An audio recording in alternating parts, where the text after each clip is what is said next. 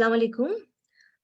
আজকে head neck রিজিয়নের systemic embryology, pharyngeal arches, pouches and cleft এটা সম্পর্কে কিছু কথা বলবো।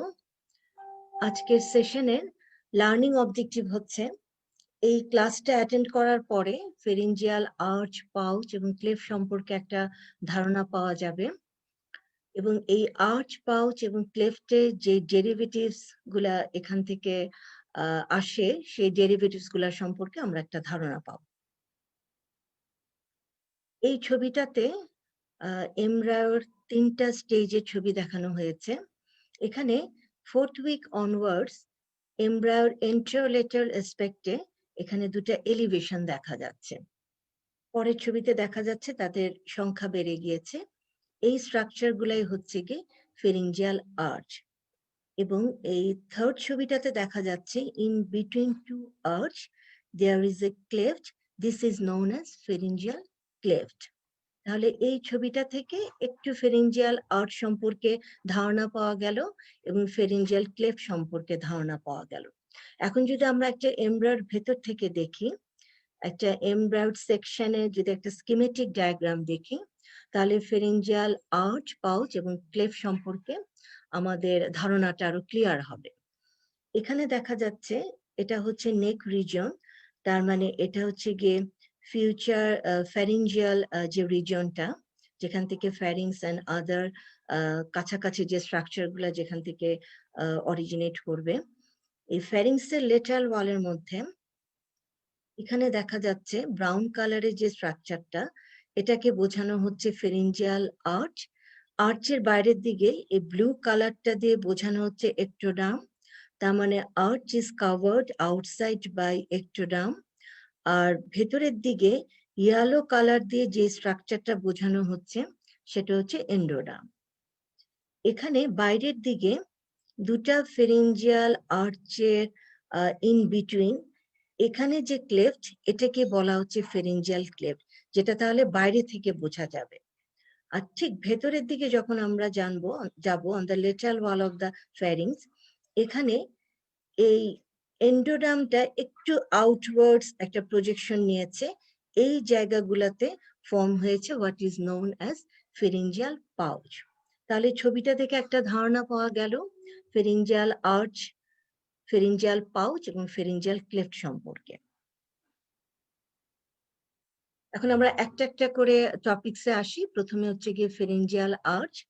তাহলে ফেরিঞ্জিয়াল আর্চটা কি? They are rod like structures consist of mesoderm এবং তার it is covered on the outside by surface ectoderm, which has been shown in this slide by using blue color, and covered on the inside by endoderm.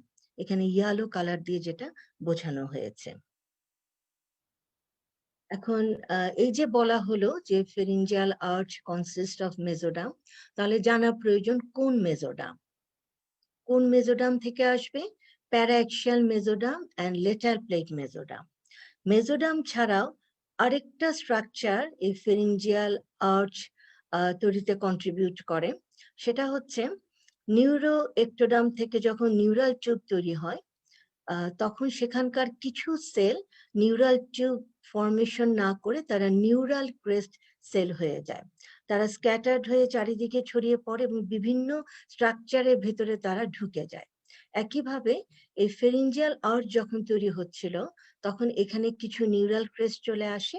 তারা এসেও এই ফেরিঞ্জিয়াল arch থেকে যা কিছু derive করবে সেটার কিছু কিছু স্ট্রাকচার তৈরিতে তারা কন্ট্রিবিউট করে। তার মানে pharyngeal arcs are composed of mesoderm and neural crest cells. এই ছবিটাতে ফেরিঞ্জিয়াল আর্চ গুলা দেখানো হয়েছে। এখানে আমরা যদি নাম্বারিংটা দেখি 1 2 3 4 এরপরে 6 চলে এসেছে। এখন তার মানে 5 নাম্বারটা এখানে মিসিং। আচ্ছা, ব্যাপারটা কি? তাহলে ইনিশিয়ালি আসলে 6টা আর্চ তৈরি হয়েছিল, but the 5th arch is rudimentary, এটা আলটিমেটলি ডিসঅ্যাপিয়ার হয়ে যায়। এজন্য পরবর্তীতে শুধু 6টা আর্চ থাকে, এই কারণে তাদের নাম্বারিংটা এরকম হয়েছে। প্রতিটা ফেরিঞ্জিয়াল আর্চের নির্দিষ্ট তাদের স্কেলেটাল কম্পোনেন্ট থাকবে। It has its own muscular component. প্রতিটা আর্চ থেকে যে মাসেলগুলা ডেরাইভ করবে সবগুলা মাসেলের জন্য একটা নির্দিষ্ট ক্রেনিয়াল নার্ভ আছে। এছাড়া প্রতিটা আর্চ থেকে যা কিছু স্ট্রাকচার ডেরাইভ করবে তাদের সবাইকে সাপ্লাই দেওয়ার জন্য একটা নির্দিষ্ট আর্টারি থাকবে। আমরা একটা একটা করে তার ডেরিভেটিভে আসি। আমরা বলেছি প্রতিটা আর্চেরই স্কেলেটাল কম্পোনেন্ট আছে। এই ছবিটাতে, এই স্লাইডটাতে শো করা হচ্ছে cartilages of the pharyngeal arches and the derivatives of this cartilages. এখানে প্রথম যে কার্টিলেজটা অরেঞ্জ কালারের মধ্যে ব্ল্যাক কালার দিয়ে বোঝানো হয়েছে, name of this cartilages Meckel's cartilage. This is the cartilage of first pharyngeal arch. এখন আমাদের বডিতে তো এখন মেকেলস কার্টিলেজ নামে কোনো কার্টিলেজ নেই। তাহলে কি হচ্ছে ব্যাপারটা? এই কার্টিলেজের সামনের পোর্শনটুকু এটা ডিসঅ্যাপিয়ার হয়ে যাবে। তা ডরসাল পার্টটুকু থেকে আমরা দুইটা ছোট ছোট বোনস পাবো, malleus and incus. They are the ear ossicles. তাহলে আমরা জানি যে middle ear cavity content 3 ossicles, malleus, incus and stapes. এখানে তাহলে দেখা যাচ্ছে Meckel's cartilage, that means cartilage of first arch will form malleus and incus. সামনের দিকের মেকেলস কার্টিলেজের পার্টটুকু ডিসঅ্যাপিয়ার হয়ে যাবে, এটা বলা হয়েছে। এখন এই জায়গাটুকু এবং এই জায়গাটুকু, যে দিকটা দিয়ে আমি কার্সারটা নিয়ে যাচ্ছি, এখানে যে মেকেলস কার্টিলেজের যে অংশটুকু থাকে সে অংশটুকু ডিসঅ্যাপিয়ার করে যাবে, কিন্তু এই পার্টটুকুর যে কাভারিং পেরিকন্ড্রিয়ামটা থাকবে এবং পেরিকন্ড্রিয়াম থেকে একটা লিগামেন্ট পাওয়া যাবে। Name of this ligament is sphenomandibular ligament. আচ্ছা, ফার্স্ট আর্চের যে স্কেলেটাল কম্পোনেন্ট, সেখান থেকে আমরা দেখলাম যে মেকেলস কার্টিলেজ থেকে এই স্ট্রাকচার পেলাম। এছাড়াও ফার্স্ট আর্চ থেকে আরো কিছু স্কেলেটাল এলিমেন্ট পাওয়া যাবে, যেমন প্রিম্যাক্সিলা, maxilla, zygomatic bone and some part of the temporal bone. এরপরে যদি আমরা ব্লু কালারের স্ট্রাকচারটাতে চলে আসি, এখানে সেকেন্ড আর্চের কার্টিলেজটা দেখানো হয়েছে। এই সেকেন্ড আর্চের কার্টিলেজ তারও অনেকখানি ডিসঅ্যাপিয়ার হয়ে যাবে, কিন্তু ওরও ডরসাল দিকটা থেকে কিছু স্কেলেটাল কম্পোনেন্ট তৈরি হবে। কি কি স্ট্রাকচার ছবিতে দেখা যাচ্ছে? Stapes, that means the third ossicle of the middle ear cavity, এবং এখানে আরেকটা বনি পার্ট দেখা যাচ্ছে, সেটা হচ্ছে styloid process, that means styloid process of the temporal bone. তাহলে সেকেন্ড আর্চের যে কার্টিলেজ, তার ডরসাল পোর্শন থেকে পাওয়া গেল stapes and styloid process of the temporal বোন। এই সেকেন্ড আর্চের কার্টিলেজের সামনের পোর্শনটুকু, এই কার্টিলেজ পার্টটা কনভার্ট হয়ে হাইওয়েড বোনের কিছু পার্ট এখান থেকে আসবে। কি কি পার্ট? আমাদের জানা আছে হাইওয়েড বোনের একটা বডি আছে এবং লেসার হর্ন আর লেসার কর্ন, আরেকটা পার্টের নাম হচ্ছে কি গ্রেটার হর্ন আর গ্রেটার কর্ন। ছবিটা দেখে বোঝা যাচ্ছে সেকেন্ড আর্চের কার্টিলেজের সামনের পোর্শন থেকে হাইওয়েড বোনের বডির আপার পার্ট আর লেসার হর্ন, এই পোর্শনটুকু পাওয়া যাবে। এখানে ডট ডট দিয়ে যেই জায়গাটুকু বোঝানো হয়েছে, এখানে সেকেন্ড আর্চের কার্টিলেজের যতটুকু পার্ট ছিল এই পার্টটুকু এটা ডিসঅ্যাপিয়ার হয়ে যাবে, কিন্তু এই কার্টিলেজের যে কাভারিং পেরিকন্ড্রিয়াম সে থাকবে এবং সেখান থেকেও একটা লিগামেন্ট হবে। Name of this ligament is stylohyoid ligament. তাহলে সেকেন্ড আর্চের যে কার্টিলেজ, সেখান থেকে পাওয়া গেল stapes, styloid process of temporal bone, upper part of the body of the hyoid bone and lesser horn of the hyoid bone.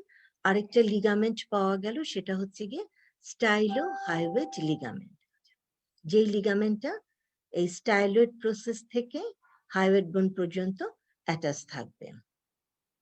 এরপরে yellow colour, এখানে third আর্চের যে কার্টিলেজ আছে সেই কার্টিলেজ থেকে আমরা পাবো rest of the part of the hyoid bone. তার মানে body, lower part of the body and greater horn of the hyoid bone. তারপরে এখানে রেড কালার দিয়ে ফোর্থ আর্চের কার্টিলেজের কথা বলা হয়েছে এবং গ্রিন কালারটা দিয়ে বোঝানো হচ্ছে কার্টিলেজ অফ সিক্সথ আর্চ। এই দুইটা আর্চের কার্টিলেজ গুলা একটা একটার সাথে ইউনাইট করে যাবে এবং তারা ফর্ম করবে হচ্ছে গিয়ে কার্টিলেজেস অফ দ্য ল্যারিংস। তাহলে আমরা যদি এখন একটু সামারাইজ করি skeletal component of the pharyngeal arch, cartilage of the first arch is known as Meckel's cartilage. From this Meckel cartilage, incus and malleus, these two bones are derived. Cartilage of the second arch, সেখান থেকে পাওয়া যাবে stapes, that means another ossicle of the medullary cavity, styloid process of the temporal bone, and pouch of the hyoid bone. Pouch means upper part of the body and lesser horn. R cartilage of third arch, সেখান থেকে পাওয়া যাবে হচ্ছে গিয়ে greater part of hyoid bone. That means lower part of the body of the hyoid bone and greater horn or greater corner of the hyoid bone. আর যদি fourth আর six আর্চের derivatives আমরা চিন্তা করি, সেখান থেকে ল্যারিংসের কার্টিলেজ গুলা পাওয়া যাবে। এখন এই ছবিতে সব ল্যারিংসের কার্টিলেজ গুলা দেখানো হচ্ছে। এই ফোর্থ আর সিক্স আর্চের কার্টিলেজ থেকে ল্যারিংসের সব কার্টিলেজ পাওয়া যাবে না শুধুমাত্র এপিগ্লটিস। এপিগ্লটিসটা আমি এখানে ডিলিট করে দিচ্ছি। এখানে 4টা কার্টিলেজের নাম আছে, তার সাথে আরেকটা কার্টিলেজ কিউনিফর্ম কার্টিলেজ, সেটাও ফোর্থ আর সিক্স আর্চ থেকে ডেরাইভ করবে। আমরা বলেছি প্রতিটা আর্চের যেমন নির্দিষ্ট স্কেলেটাল কম্পোনেন্ট আছে, প্রতিটা আর্চ থেকে কিছু মাসেল ডেরাইভ করবে। এখন যদি আমরা দেখি যে ফার্স্ট আর্চ থেকে কি কি মাসেল পাওয়া যাবে, তাহলে দেখা যাবে এই মাসেলগুলো first arch derivative. Muscles of mastication, mylohyoid, anterior belly of digastric, tensor palatini and tensor tympani. এই ছবিটাতে দেখানো হচ্ছে মাসেলস অফ ম্যাস্টিকেশন। এই মাসেলগুলা ম্যান্ডিবেলকে মুভ করে তারা ম্যাস্টিকেশন প্রসেসটাতে হেল্প করে। এখানে টেম্পোরালিস মাসেল, যেটা টেম্পোরাল রিজনে থাকবে। ম্যাসেটার মাসেলটা এখানে দেখানো হচ্ছে এই ছবিতে। Lateral pterygoid and medial pterygoid, that means sphenoid বোনের যে টেরিগয়েড প্রসেস, সেই টেরিগয়েড প্রসেসের সাথে এই মাসেলগুলার অ্যাটাচমেন্ট থাকবে। আর আরেকটা অ্যাটাচমেন্ট থাকবে হচ্ছে গিয়ে এই ম্যান্ডিবল বোনের সাথে। এই 4টা মাসেলেরই একটা এন্ড ম্যান্ডিবল বোনের সাথে অ্যাটাচ থাকে, এই কারণেই তারা ম্যান্ডিবলের মুভমেন্টটা করাতে পারে। আচ্ছা, আরো কি কি মাসেলের কথা আমরা বলেছি, সেটা হচ্ছে মাইলোহাইয়েড মাসেল। মাইলোহাইয়েড মাসেল এটা ঠিক এই জায়গা বরাবর থাকে, it forms the floor of the oral cavity. এখানে এই inner aspect of the mandible বোনটা যখন আমরা দেখি, এখানে একটা লাইন দেখা যায়, name of this line is mylohyoid line. ছবিতে দেখা যাচ্ছে এই মাইলোহাইয়েড মাসেলের একটা এন্ড এই মাইলোহাইয়েড লাইনে অ্যাটাচ থাকে, আরেকটা এন্ড অ্যাটাচ থাকে হচ্ছে গিয়ে হাইয়েড বোনের সাথে। আর কি কি মাসেল আছে এই ছবিতে? এখানে রেড কালার দিয়ে মাইলোহাইয়েড মাসেল, তার সাথে গ্রিন কালার দিয়ে আরেকটা মাসেল দেখানো হচ্ছে, সেটা হচ্ছে গিয়ে ডাইগ্যাস্ট্রিক মাসেল।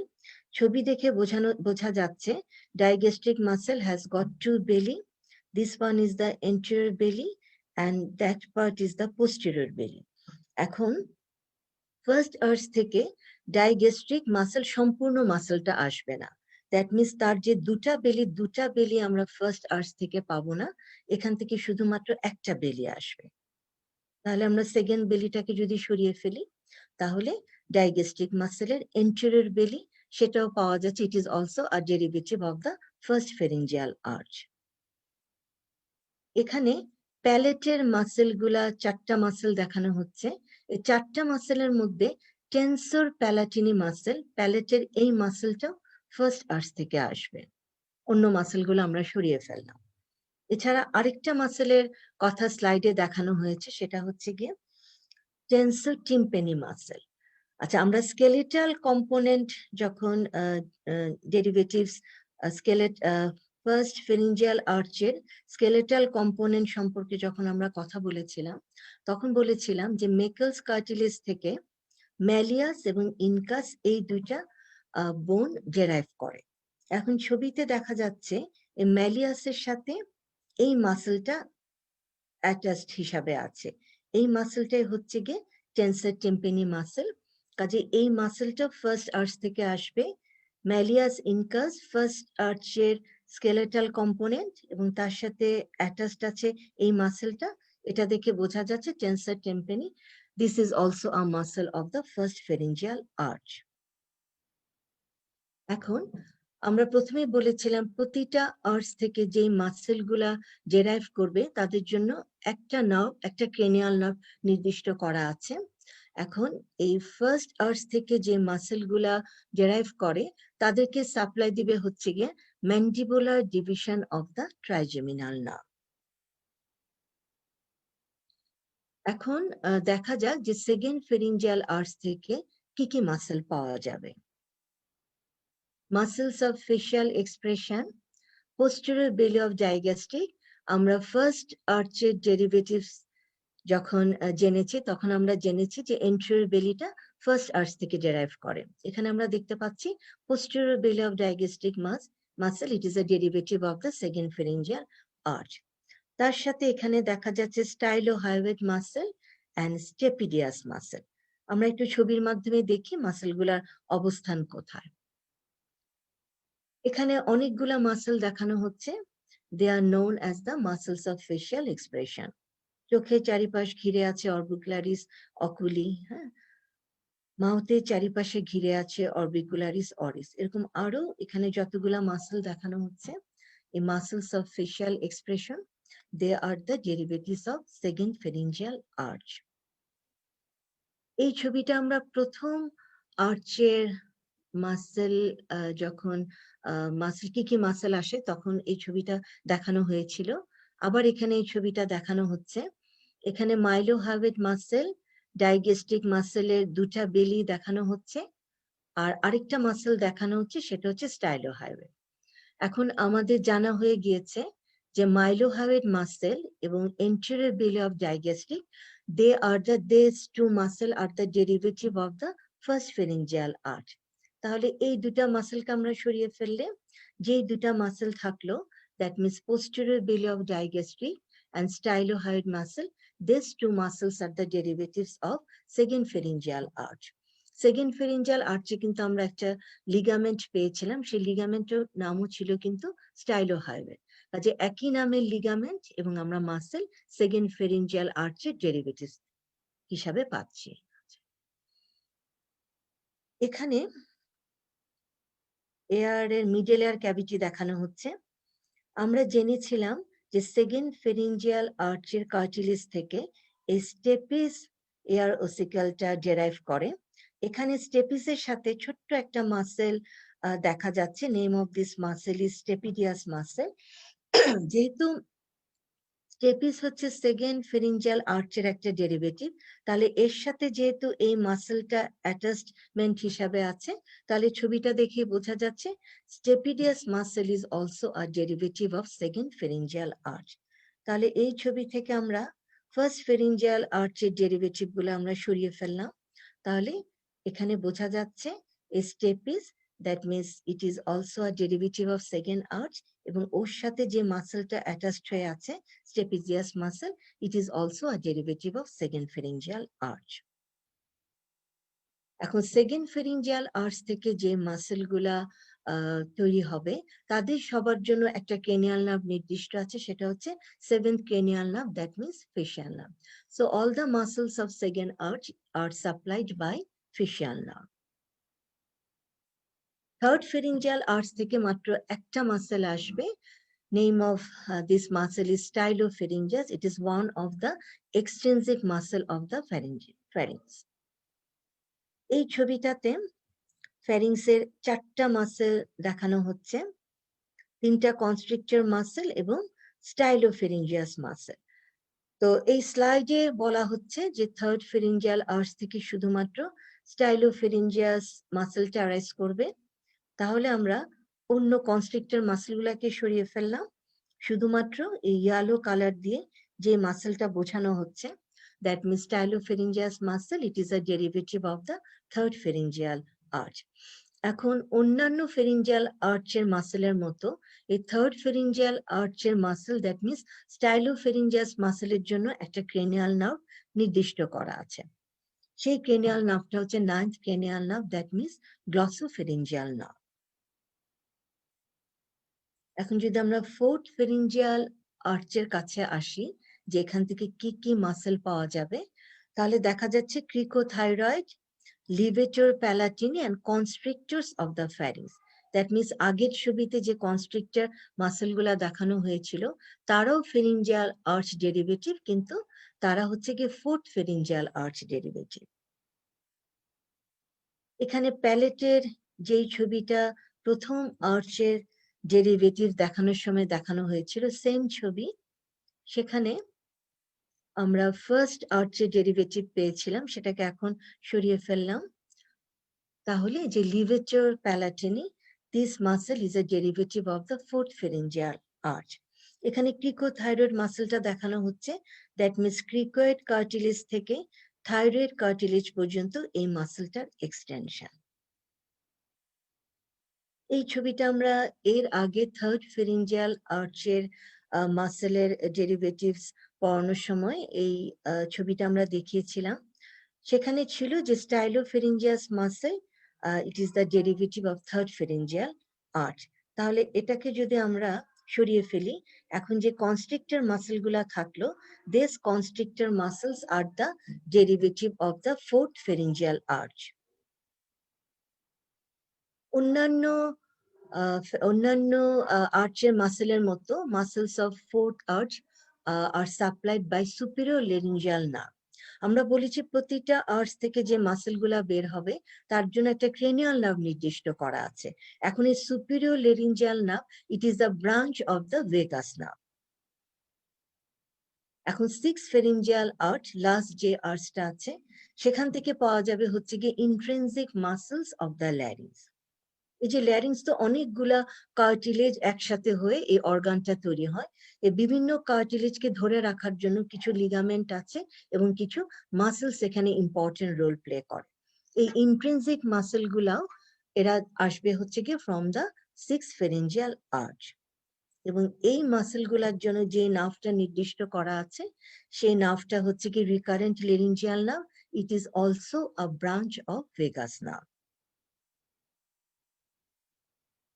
তাহলে এই ফেরিঞ্জিয়াল আর্চের নার্ভগুলা যদি আমরা একটু সামারাইজ করি, তাহলে দেখা যাচ্ছে mandibular nerve, it is the nerve of first arch, facial nerve is the nerve of second arch, glossopharyngeal nerve is the nerve of third arch, 4th আর্চের জন্য সুপিরিয়র লেরিঞ্জিয়াল নার্ভ, 6th আর্চের জন্য recurrent laryngeal nerve.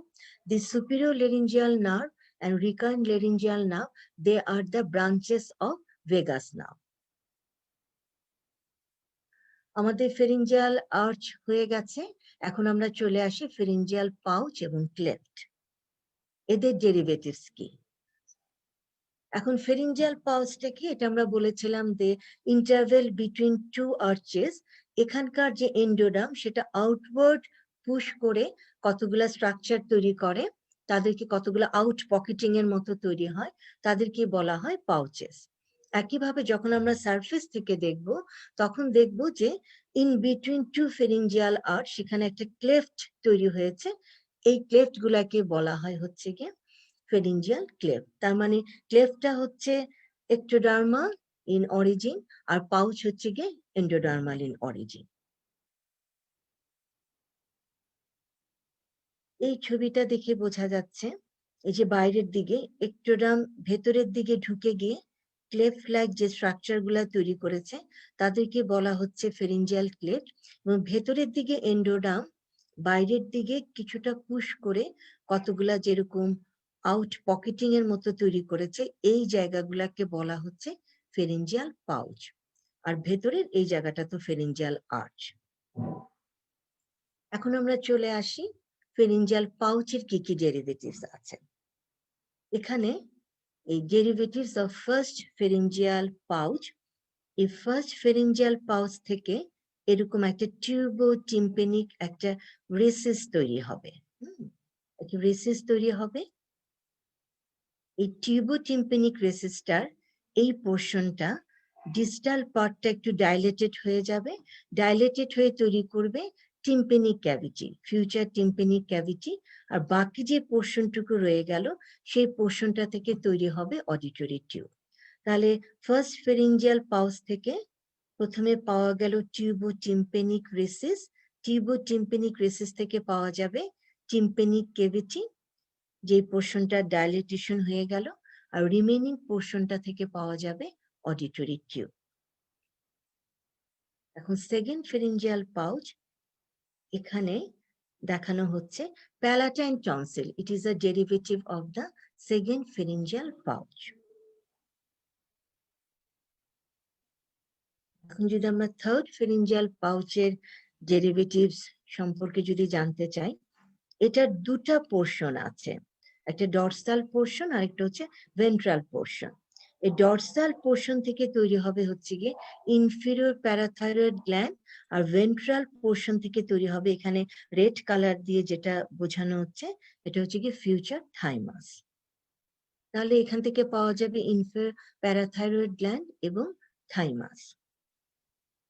তারপরে যদি আমরা fourth ফেরিঞ্জিয়াল পাউচের কাছে আসি, এটারও দুইটা পোর্শন আছে। একটা পার্ট থেকে তৈরি হবে সুপিরিয়র প্যারাথাইরয়েড গ্ল্যান্ড, আরেকটা পার্ট থেকে তৈরি হবে ultimobranchial body. Parathyroid gland and ultimobranchial body. এখন উপরের দিকে আমরা দেখতে পাচ্ছি ইনফেরিয়র প্যারাথাইরয়েড গ্ল্যান্ড, আবার নিচের দিকে দেখা যাচ্ছে সুপিরিয়র প্যারাথাইরয়েড গ্ল্যান্ড। কিন্তু হওয়া তো দরকার ছিল, এটার নাম সুপিরিয়র হওয়া দরকার ছিল, এটার নাম ইনফেরিয়র হওয়া দরকার ছিল। তাহলে কেন ব্যাপারটা এরকম কেন হচ্ছে? কারণ হচ্ছে এই যে প্যারাথাইরয়েড গ্ল্যান্ড এবং থাইমাস, এরা যখন এখানে তৈরি হয়ে গেল, তারপর কিন্তু ওরা এই ফ্যারিংসের লেটারাল ওয়ালের মধ্যে কিন্তু ওরা থাকবে না, ওরা এখান থেকে সেপারেট হয়ে গিয়ে থাইমাস তার অরিজিনাল, তার ফাইনাল পজিশনে চলে আসবে ইন ফ্রন্ট অফ দ্য নেক।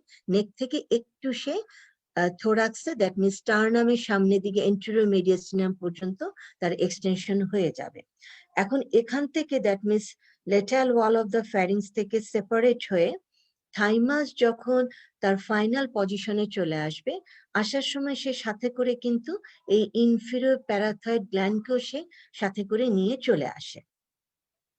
সে যখন তার থাইমাস যখন তার ফাইনাল পজিশনে চলে আসছে, তার সাথে সাথে সে কিন্তু এই ছবিটা দেখে বোঝা যাচ্ছে inferior parathyroid gland which is a derivative of third pharyngeal pouch, তাকেও সে সাথে করে নিয়ে চলে আসছে। আলটিমেটলি যে থাইরয়েড গ্ল্যান্ডের পেছনের দিকে এবং নিচের দিকে তার ফাইনাল পজিশনটা এখানে সেট হয়ে যায়। একইভাবে সুপিরিয়র প্যারাথাইরয়েড গ্ল্যান্ড, সেও এই জায়গা থেকে সরে এসে থাইরয়েড গ্ল্যান্ডের পেছনের দিকে আপার পার্টে তার অবস্থান নেয়।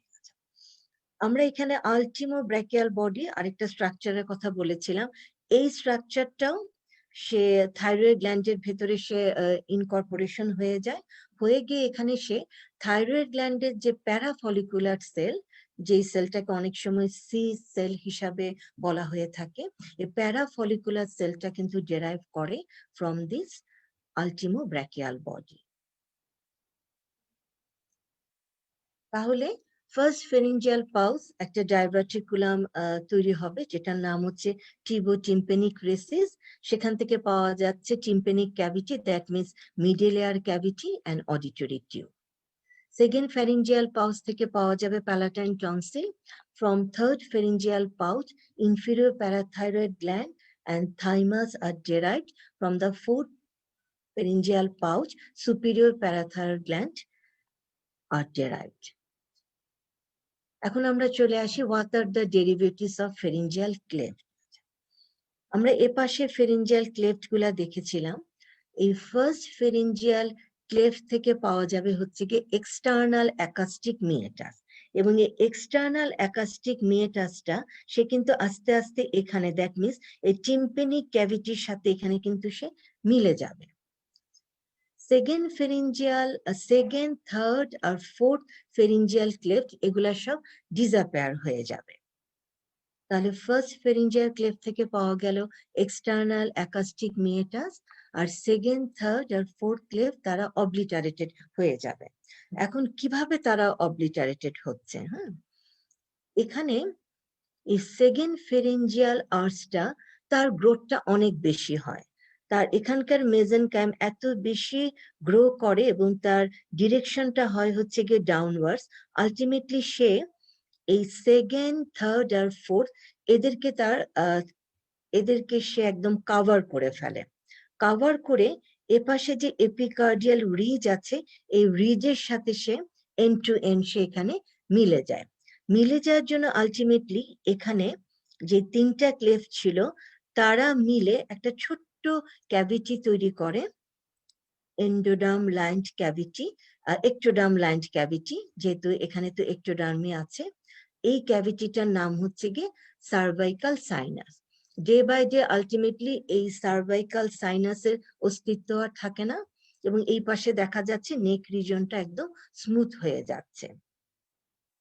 এই কথাটাই বলা আছে যে mesenchyme of second pharyngeal arch rapidly grows and overlap second, third and fourth cleft, ultimately cervical sinus তৈরি হয়, এটাও অবলিটারেটেড হয়ে যায়।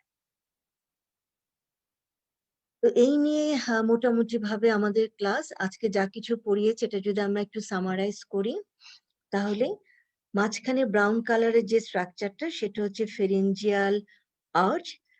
ফেরিঞ্জিয়াল arches are composed of mesenchyme এবং এখানে কিছু নিউরাল ক্রেস্ট সেলও কিছুটা কন্ট্রিবিউট করে।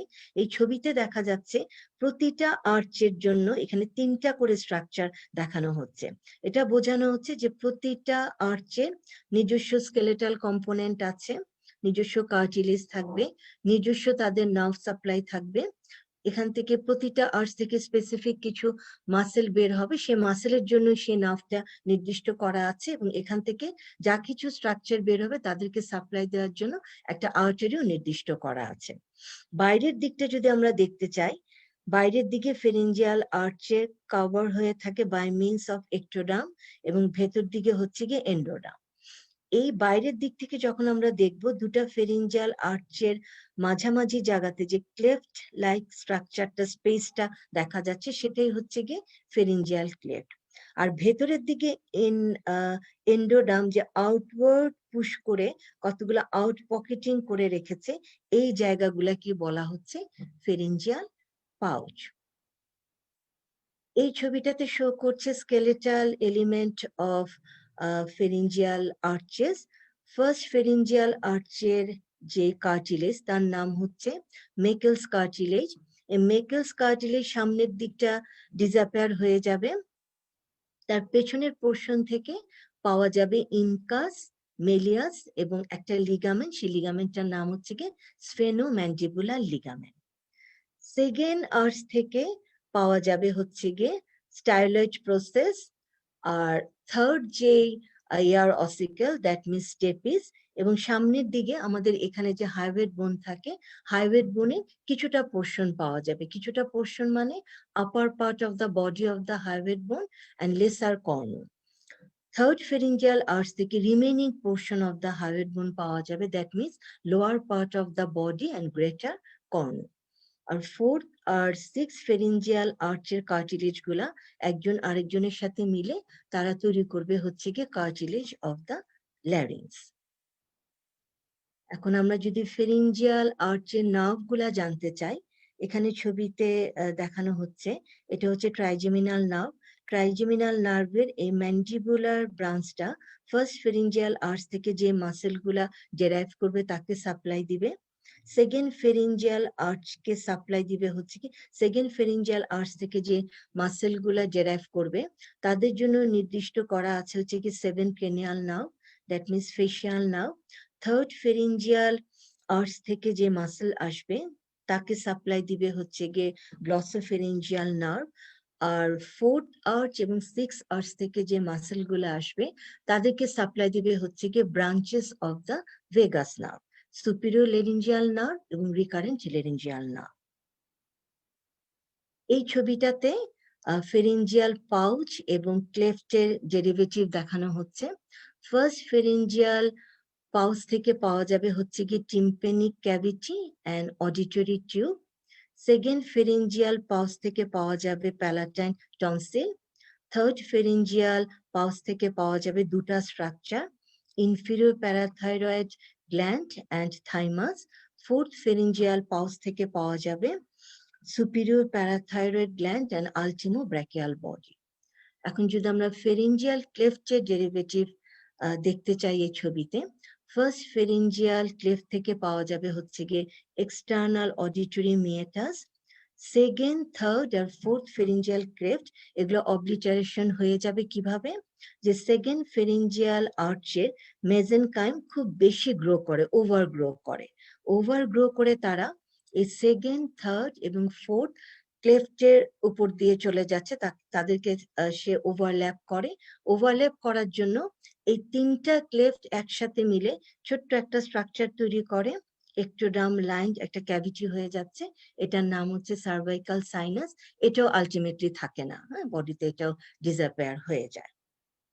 তাহলে মোটামুটি ফেরিঞ্জিয়াল আর্চ, পাউচ এবং ক্লেফ সম্পর্কে কিছুটা তোমাদেরকে ধারণা দেওয়া হলো।